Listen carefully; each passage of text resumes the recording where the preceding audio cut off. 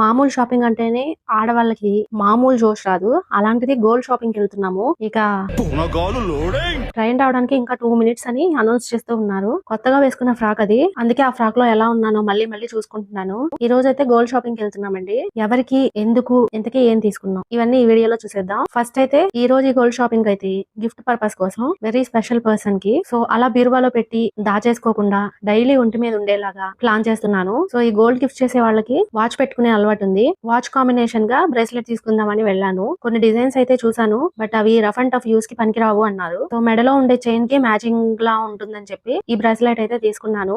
అలాగే simple ear rings అంటే తనకి చాలా ఇష్టం. ఈ ఇయర్ రింగ్స్ అయితే మా హస్బెండ్ సెలెక్ట్ చేశారు. ఇవన్నీ సరే గానీ ఇంతకీ గోల్డ్ గిఫ్ట్ చేసేటంత స్పెషల్ పర్సన్ ఎవరు అని అనుకుంటున్నారేమో.